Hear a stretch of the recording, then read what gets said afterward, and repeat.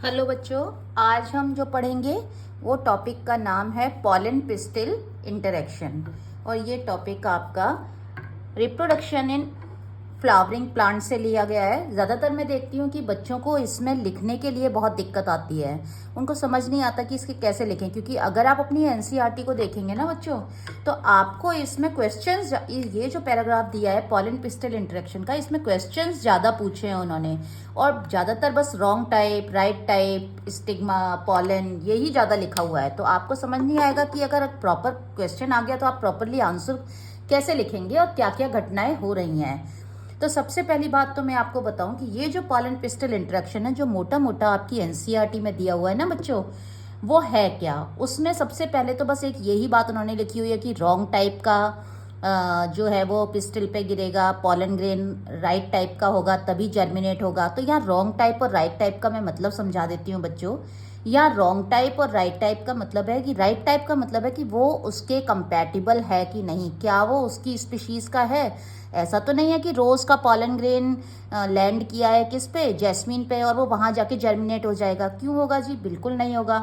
Species specific तो नहीं है ना। तो यही मतलब है रॉन्ग टाइप और राइट टाइप का। दूसरा रॉन्ग टाइप और राइट टाइप अगर हम देखें तो आपका सेल्फ इनकॉम्पेटिबिलिटी भी आपको देखने को मिलेगी। बेशक रोज का पॉलन ग्रेन है, बट अगर सेम प्लांट की रोज की ही स्टिग्मा पे जा रहा है वो, तो हो सकता है कि वो ना जर्मिनेट हो। क्योंकि नेचर क्या चाहती है बच्चों, नेचर चाहती है वेरिएशन लाना। और वेरिएशंस किससे आएंगे बच्चों, वेरिएशंस आएंगे क्रॉस पॉलिनेशन से। तो सेल्फ पॉलिनेशन हो गया ना इस तरह से, सेल्फ इनकम्पैटिबिलिटी के थ्रू एकदम नहीं होगा ना सेल्फ पॉलिनेशन। तो रॉन्ग जो क्रॉस पॉलिनेशन है उसको बढ़ावा मिलेगा। तो आइए अब बात करते हैं कि पॉलन पिस्टल इंटरेक्शन में मेन मेन फीचर्स क्या हैं। अगर आपको मोटा मोटा लिखना हो या समझना हो तो सबसे पहले तो पॉलन पिस्टल इंटरेक्शन में पॉलिनेशन का होना जरूरी है ना। पॉलिनेशन का होना मतलब कि आपका जो पॉलन ग्रेन है वो पॉलन ग्रेन आपका कहाँ पे जाना चाहिए, वो पॉलन ग्रेन लैंड करना चाहिए किस पे, स्टिग्मा पे। और किसके थ्रू बच्चों, पॉलिनेशन के थ्रू। तो स्टेप 1 हो गया पॉलिनेशन। जैसे ही जब पॉलिनेशन होता है ना, तो ये पॉलिनेशन जो है बच्चों, ये बहुत सारे रिस्पॉन्सेस को ट्रिगर करता है। ट्रिगर मतलब बढ़ाना, एकदम से बढ़ा देता है। क्या क्या चीज़ों को बढ़ा देता है ये फिजियोलॉजिकल एंड बायोकेमिकल चेंजेस करता है। किसमें, अब देखो ये पॉलिनेशन हुआ है तो लैंड कहाँ पे होंगे बच्चों, डेफिनेटली पॉलन ग्रेन कहाँ पे लैंड होने वाला है बच्चों, स्टिग्मा पे लैंड होने वाला है। ठीक है, स्टिग्मा हिंदी में कई मेरे बच्चे जो हिंदी मीडियम के हैं वो उनको बड़ा दिक्कत आती है, वर्तिकाग्र बोलते हैं। तो ये स्टिग्मा पे लैंड होगा। अब स्टिग्मा पे जैसे ही ये लैंड होगा तो अब देखो क्या होता है, आप भी जब जैसे ही क्लास में एंटर करते हैं तो आपका माइंडसेट चेंज हो जाता है ना बच्चों, कि भाई अब हाँ भाई अब तो बातें नहीं करनी है, पढ़ाई करनी है, नहीं तो डांट। और घर में आपका डिफरेंट माइंडसेट है। जैसे ही आप बैग लेके छुट्टी होती है घर में आते हैं तो डिफरेंट माइंडसेट हो जाता है आपका। तो जैसे ही ये एंटर करता है, जैसे ये लैंड करता है पॉलन ग्रेन स्टिग्मा पे, क्या क्या चीजें एकदम फटाफट से शूट अप होती हैं, फिजियोलॉजिकल और बायोकेमिकल चेंजेस होते हैं। किसमें चेंजेस होते हैं बच्चों, वो चेंजेस होते हैं पिस्टिल में। पिस्टिल लिखा है मैंने बच्चों, पिस्टिल का मतलब है कि स्टाइल स्टिग्मा ओवरी, यानी कि पूरा ही फीमेल रिप्रोडक्टिव पार्ट में एकदम से चेंजेस होंगे, वो रिसेप्टिव हो जाएगी। अब वो उसको सिग्नल मिलेगा कि अब उसको फर्टिलाइज करना है। जैसे कि अगर मैं बताऊं तो क्या क्या एग्जाम्पल्स हम दे सकते हैं। जैसे कि जो रेस्पिरेशन रेट है वो बढ़ जाएगी। भाई रेस्पिरेशन क्या करता है बच्चों, एनर्जी देता है ना। तो रेस्पिरेशन रेट बढ़ जाएगी, यानी कि एटीपी कंजम्पशन बढ़ेगा कि नहीं बढ़ेगा, काम कर रहा है ना, तो एनर्जी का यूटिलाइजेशन होगा। और जब एनर्जी का यूटिलाइजेशन होगा बच्चों तो डेफिनेटली शुगर्स बहुत ज़्यादा मूव होंगी और शुगर्स का काम बहुत ज़्यादा होगा। तो यहाँ तक का होप आपको समझ में आ गया होगा। प्लस अब ये जो सारा प्रोसेस है आपकी बुक में सिर्फ एक चीज़ ये रखी है कि wrong type, right type, pollen pistol dialogues. अब ये डायलॉग्स क्या हैं बच्चों, ये डायलॉग्स यही हैं जो पिस्टल में फिजियोलॉजिकल और केमिकल चेंज होंगे। तो उससे जैसे कि रेस्पिरेशन की रेट चेंज हो रही है, एनर्जी कंजम्पशन बढ़ने के लिए एटीपी मॉलिक्यूल ज़्यादा उसको बनाने पड़ेंगे, तो शुगर्स ज़्यादा यूटिलाइज होंगी सेल्यूलर रेस्पिरेशन के तहत, और एंजाइमेटिक एक्टिविटी मैनी फोल्ड बढ़ जाएंगी। तो यही आपका क्या कहलाएगा बच्चों? यही कहलाएगा पॉलन पिस्टिल इंटरेक्शन डायलॉग्स। मतलब ये पिस्टल इस तरह से रिएक्ट करेगी तो एंजाइमेटिक एक्टिविटी बढ़ जाएगी। चलिए, अब होगा क्या? पॉलिनेशन हो गया और उसने उसको एक्सेप्ट भी कर लिया। एक्सेप्ट क्यों कर लिया? क्योंकि उसको समझ आ गया कि ये जो पॉलन ग्रेन है ये राइट टाइप की पिस्टल पर ही लैंड हुआ है। तो ठीक है, जब ये राइट टाइप की पिस्टल पर, रॉन्ग टाइप वाले होंगे वो तो नेक्स्ट स्टेप में एंटर करेंगे ही नहीं बच्चों, वो तो यहीं पे ही डेड हो जाएंगे। ठीक है, उनके लिए तो ऐसे हो जाएगा जैसे कि ब्लाइंड हो गई, स्टिग्मा पे लैंड करेंगे ना, वो स्टिग्मा ब्लाइंड हो गई, वो पहचानती नहीं और दरवाजे बंद कर देगी उसे देख के। ठीक है, जैसे छोटा बच्चा होता है ना, मम्मी कह के जाती है कि बेटा किसी को दरवाज़ा नहीं खोलना अजनबी को, चाहे वो अब उसने देखा भी ना हो, फिर भी घर में रिलेटिव हो, नहीं देखा है फिर भी नहीं खोलेगा दरवाज़ा। तो ये यहाँ पे रॉन्ग टाइप है, तो ये सब आगे प्रोसेस फॉलो नहीं होंगे। अब हम बात कर रहे हैं राइट टाइप की, मतलब कि राइट टाइप का अगर पॉलन ग्रेन पिस्टल पे आएगा तो किस तरह से आगे फर्दर चेंजेस होंगे, पॉलन पिस्टल इंटरेक्शन आपस में किस तरह बिहेव करेंगे। अब क्या होगा बच्चों? पॉलन ग्रेन बेटा देखो दो तरह के हो सकते हैं। मैंने यहाँ पे एक टिपिकल पॉलन ग्रेन बनाया हुआ है। पॉलन ग्रेन में आपको पता है इसकी जो एक्साइन होती है और अंदर वाली इंटाइन होती है। एक्साइन होती है वो, उसमें बहुत सारे रफ और बहुत सारे डिफरेंट शेप्स में हो सकती है उसकी। ठीक है, ये जर्म पोर है जहाँ पे कि आपका एक्साइन जो है वो नहीं है, पतली सी इंटाइन होती है। ये तो एक से ज़्यादा जर्म पोर भी हो सकते हैं। ये ट्यूब न्यूक्लियस है, ये वेजिटेटिव न्यूक्लियस है। वेजिटेटिव सेल सबसे लार्जेस्ट सेल होती है पॉलन ग्रेन में। ये जनरेटिव न्यूक्लियस है और ये जनरेटिव सेल है, और ये उसका वैक्यूल है, और ये पूरा साइटोप्लाज्म है। मतलब आप ऐसे समझ सकते हैं बच्चों कि एक बड़ी बॉल में फ्लूइड भरा हुआ है वेजिटेटिव सेल, और उसके अंदर एक छोटी बॉल जिसमें फ्लूइड भरा हुआ है यानी कि जनरेटिव सेल, वो उसमें फ्लोट कर रही है। आप ऐसे समझ सकते हैं पॉलन ग्रेन की स्ट्रक्चर को। ठीक है, अब नेक्स्ट क्या होगा कि पॉलन ग्रेन या तो ड्राई टाइप का होगा। तो अगर ये ड्राई टाइप का होगा तो इसमें जो चेंजेस होंगे वो केमिकल चेंजेस ज़्यादा होंगे, क्योंकि उसको वेट होना है। ठीक है, और अगर वो वेट टाइप का पॉलन ग्रेन होगा तो वेट टाइप का होगा तो वो मैकेनिकल, सिंपली मैकेनिकल प्रोसेस होगा। तो हाइड्रेशन का मतलब है बच्चों कि आपका जो हाइड्रेशन में यानी कि वाटर की इनटेक बढ़ेगा। और वाटर का इनटेक कहाँ बढ़ेगा? वाटर का इनटेक बढ़ेगा इसमें पॉलन ग्रेन में। और आपको पता है ना, कोई चीज़ पानी पी के, पानी से कैसी हो जाती है? इम्बाइब होती है, फूल जाती है। आप थोड़े टाइम सीड को सोक करो तो जर्मिनेट हो जाते हैं कि नहीं हो जाते, उसके एंजाइम्स एक्टिव हो जाते हैं। तो सेम आप ऐसे रिलेट कर सकते हैं इसको। तो ये जो पॉलन हाइड्रेशन में क्या होगा, जो इंटाइन है, एक्साइन है इसकी, एक्साइन तो है ही नहीं ना, जहाँ से जर्म ट्यूब निकलेगी यहाँ से निकलेगी, जैसे जर्म पोर हैं, तो एक्साइन तो है ही नहीं। तो जो इंटाइन है, तो हम इंटाइन की बात करेंगे, इंटाइन वहाँ पे रप्चर हो जाएगी, ब्रेक हो जाएगी। ठीक है, बिकॉज वाटर का इंटेक हुआ है। अब ये वाटर का जो इंटेक हुआ है ये कैसे हो रहा है, इसको ट्रिगर कौन कर रहा है? तो बच्चों इसको ट्रिगर भी वही वाली बात आ गई, pollen pistil interaction, chemical dialogue. मतलब ये जो स्टिग्मा की जो सरफेस है ना बच्चों, स्टिग्मा सरफेस पर कुछ ऐसे केमिकल चेंजेस हो रहे हैं, कुछ ऐसे प्रोटीन रिलीज हो रहे हैं जो कि इसको हाइड्रेशन के प्रोसेस को करवा रहे हैं, और इसके तहत फिर इसमें ये जर्मिनेट होगा। मतलब जर्मिनेशन का मतलब पॉलन ट्यूब बनेगी। ठीक है बच्चों, यानी कि ये जो प्रोटीन हैं ये रिसेप्टर्स का काम करेंगे, ये रिसीव करेंगे, ये रिसेप्टर साइट होंगे प्रोटीन किसके लिए? पॉलन वॉल के प्रोटीन के लिए। ये पॉलन वॉल ब्रेक हुई है यानी कि स्टिग्मा के प्रोटीन इसके प्रोटीन को पहचानेंगे, एंड प्रोटीन आपको पता है ना लॉक एंड की थ्योरी से काम करता है, तो कंपैटिबिलिटी रहेगी। तो इस तरह से लॉक एंड की और उनके बीच एक सिग्नलिंग होगी, और सिग्नलिंग से वाटर का इंटेक होगा और उससे जर्म ट्यूब निकलेगी और वो जर्मिनेशन होगा। होप बच्चों यहाँ तक समझ में आ गया होगा आपको। अब नेक्स्ट स्टेप जो है वो है जर्मिनेशन बच्चों। मैंने इसको थर्ड जर्मिनेशन स्टेप में डिवाइड किया है। अब जर्मिनेशन में क्या होता है बच्चों, अगर कंपैटिबल हो गई, वो कंपैटिबिलिटी फैक्टर 100% मैच कर रहे हैं, तो फिर क्या होगा कि जो पॉलन ट्यूब है यहाँ से ये जर्मिनेट करेगी। ठीक है, छोटे छोटे, जैसे कि आपने कुछ सोक करके रखा चने का सीड, कुछ सीड, तो वो जर्मिनेट, पहले छोटे छोटी सी जर्मिनेशन के आप देखते हैं ना, छोटा छोटा सा जर्मिनेशन की ट्यूब्स निकलती हैं, तो वो जर्मिनेट होगा। बच्चों जर्मिनेट होने के लिए जो अब होगा क्या कि पहले इसका जो सारा साइटोप्लाज्म है ना, वो सारा आ जाएगा आगे की तरफ। ठीक है, साइटोप्लाज्म कहाँ आ जाएगा, आगे आ जाएगा। किसकी बात कर रहे हैं बच्चों हम, साइटोप्लाज्म एपेक्स में आ जाएगा। एपेक्स का मतलब आगे वाला पोर्शन, ठीक है, शीर्ष भाग, फ्रंट भाग। हम किसकी बात कर रहे हैं बच्चों, जर्मिनेशन से क्या बन रही है बच्चों, जर्मिनेशन से जर्मिनेशन ट्यूब बन रही है, और जर्मिनेशन ट्यूब जर्म पोर से निकलेगी।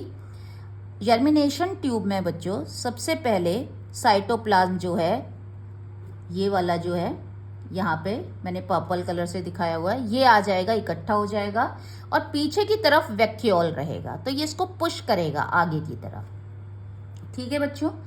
अच्छा, जर्मिनेशन के लिए अब जो इम्पॉर्टेंट केमिकल्स है ना, वो कैल्शियम और बोरोन को बहुत ज़्यादा पॉलन जर्मिनेशन के लिए क्रूशियल और क्रिटिकल माना गया है, बहुत ज़्यादा ज़रूरी हैं। बोरोन की प्रेजेंस में बहुत फास्ट जर्मिनेशन ट्यूब बनती है, और कैल्शियम तो बहुत ज़्यादा ज़रूरी है। ठीक है, इसेंशियल है मीन्स। तो एक आपका नीट का एक छोटा सा क्वेश्चन यहाँ से बन गया।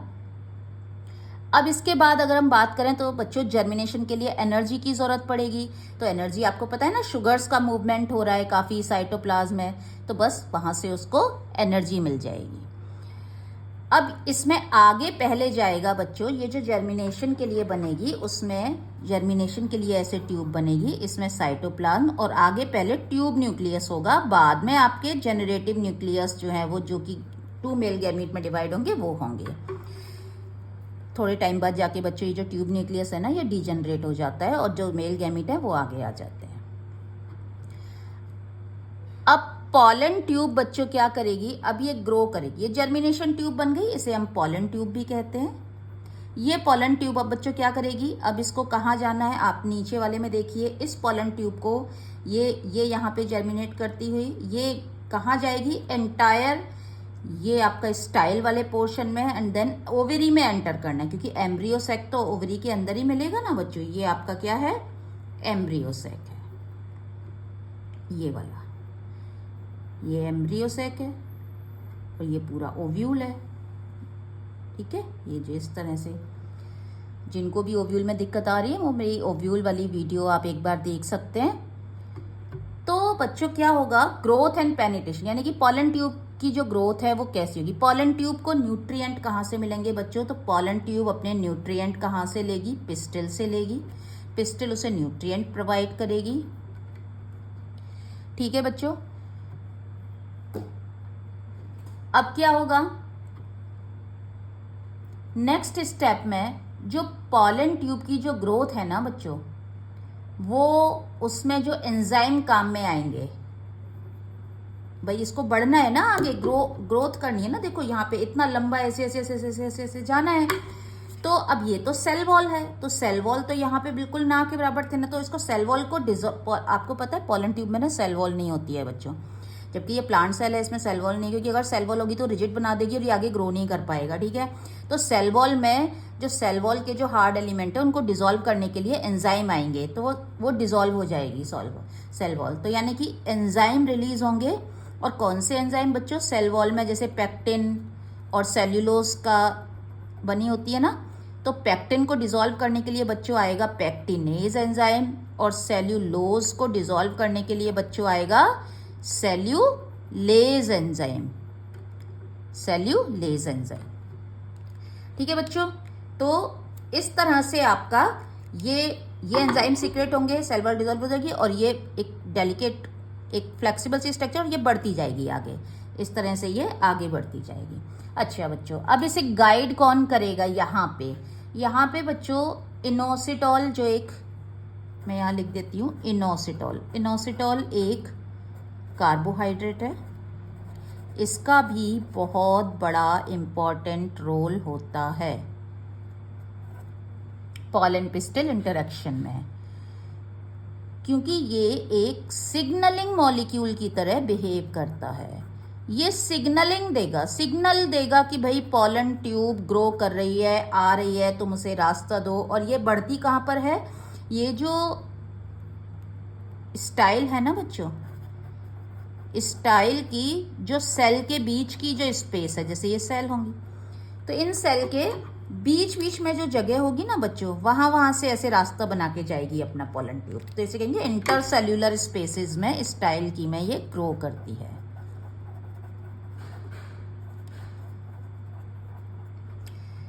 इनोसिटॉल सिग्नलिंग मॉलिक्यूल की तरह काम करेगा। ये सिग्नल देगा तो और भी ज़्यादा, हमने शुरू में कहा ना कि बहुत सारे फिजियोलॉजिकल और बायोकेमिकल चेंजेस हो रहे हैं, तो ये उनको सिग्नल करने के लिए इनोसिटॉल उसमें से one of the signalling molecule है। देन उसके बाद बच्चों पॉलन ट्यूब की गाइडेंस, कि पॉलन ट्यूब को अब गाइड कौन करेगा, किस तरह से उसको पता कैसे चलेगा कि हाँ भाई यहीं पर ही है, ये यहाँ से मुझे एंटर करना है, ये एग सेल है, मेल गैमेट को फ्यूज करना है, और यहाँ पे रखी हुई है सेंट्रल सेल। तो बच्चों उसकी गाइडेंस कैसे होगी? तो गाइडेंस के लिए जो यहाँ पर एग सेल के साथ में सिनर्जिड्स होती हैं बच्चों, और सिनर्जिड्स के पास होता है बच्चों फिलीफॉर्म एपरेटस। क्या होता है बच्चों सिनर्जिड के पास? Filiform apparatus. फिलीफॉर्म मतलब धागे जैसी बिल्कुल संरचना, एक एपरेटस बना लिया है पूरा। ये कुछ ऐसे मॉलिक्यूल सीक्रेट करेगा, अगेन मतलब वही केमिकल। तो ये कीमोट्रॉपिक हो गया ना पूरा की पूरा मूवमेंट, बिकॉज देखो बच्चों ट्रॉपीज का मतलब है डायरेक्शनल, एक डायरेक्शन में जा रहा है ये मूवमेंट कि भाई इधर ही जाना है, इधर उधर कहीं नहीं भटक रहा है, तो वो ट्रॉपीज हो गई डायरेक्शनल मूवमेंट। कीमो मतलब केमिकल्स, आप यहाँ देखना कितने सारे केमिकल्स इन्वॉल्व हैं, तो कीमोट्रॉपिक मूवमेंट होता है। और ये फिलीफॉर्म एपरेटस कुछ केमिकल्स सीक्रेट करेंगे। और कीमोट्रॉपिक मूवमेंट कौन करेगी? कीमोट्रॉपिक मूवमेंट उन केमिकल्स के अगेंस्ट में कीमोट्रॉपिक मूवमेंट करेगी हमारी कौन? Pollen tube. और ये पॉलन ट्यूब को रास्ता दिखाते हैं, इसका मतलब सिनर्जिड्स फिलीफॉर्म, और उसको लेकर जाएंगे कहाँ तक? एम्ब्रियो सेक तक। बस सबसे पहले बच्चों जब वो जाएगा तो सबसे पहले उसका एनकाउंटर, उसका सामना होगा एग सेल से। तो पहला मेल गैमेट इसीलिए एग सेल से फ्यूज हो जाएगा, दूसरा वाला पोलर न्यूक्लियाई जो सेंट्रल सेल है उससे फ्यूज हो जाएगा, तो 2 बार फर्टिलाइजेशन होगा। तो बस लास्ट स्टेप जो है डिलीवरी ऑफ स्पर्म, मतलब जब वो पहुंच जाएगा एम्ब्रियो सेक में, तो बस फिर क्या होगा? वो अपने गैमेट को रिलीज कर देगा इनटू एम्ब्रियो सेक। अच्छा बच्चों पॉलन ट्यूब ना किस तरीके से, किस रास्ते से जाएगी? देखो ऐसा होता है ना, एक आपके स्कूल के कई रास्ते होते हैं, जब आपको शॉर्टकट लेना होता है तो शॉर्टकट से जाते हैं, जब आपको थोड़े फ्रेंड्स के साथ बातें करते हुए जाना होता है तो थोड़ा लॉन्ग कट भी ले लेते हैं, बातों में आपको पता नहीं चलता। तो यहाँ भी ये या तो अगर जहाँ पे इसके इंटेग्यूमेंट नहीं है, मतलब जहाँ पे माइक्रोपाइलर एंड है, ठीक है, अगर वहां से जा रही तो वो प्रॉपर पोर होता है, होल होता है, ठीक है, वो उसका छेद है जहां से उसको जाना चाहिए, तो उसे तो हम कहेंगे बच्चों पोरोगैमी। गैमी वर्ड का मतलब होता है टू मैरिज, टू यूनाइट, जुड़ना, ठीक है। तो अगर वो माइक्रोपाइल से जा रही है तो पोरोगैमी कहलाएगी बच्चों। अगर वो चैलिजल एंड से जा रही है, मतलब सपोज ये ना बच्चों, ये जो पॉलन ट्यूब बनाई है मैंने, ये ऐसे यहाँ ना जाके बच्चों, ये ऐसे ये यहाँ चली जाए, यहाँ से एंड। तो अगर चैलिजल एंड से जा रही है तो इसे कहेंगे बच्चों चैलिजोगैमी। और अगर बच्चों ये जा रही है ना माइक्रोपाइलर एंड से ना चैलिजल एंड से, इंटेग्यूमेंट के बीच में से कहीं से भी एंटर कर रही है, तो इसे कहेंगे बीच में, मतलब मीजोगैमी। मीजो का मतलब बीच होता है ना, मिडिल, तो इसे कहेंगे मीजोगैमी। और बीच में उसे क्या मिलेगा बच्चों? बीच में मिलेगा इंटेग्यूमेंट, ठीक है। तो हम कहेंगे कि इंटेग्यूमेंट के थ्रू अगर जा रही है तो मीजोगैमी एंट्री। एक पॉलन ट्यूब जैसे ही रीच कर जाती है वैसे अगेन कीमोट्रॉपिक मूवमेंट होता है उसका, फिर से केमिकल डायलॉग्स होते हैं, और बाकी की पॉलन ट्यूब अब डीजनरेट होने लग जाती हैं। अब उनको पता चल जाता है भाई अब कोई फ़ायदा नहीं है, अब तो विनर हो चुका, तो अब रेस में आगे दौड़ने का कोई फ़ायदा नहीं है। तो होप बच्चों आपको ये आज बहुत अच्छे से समझ में आ गया होगा।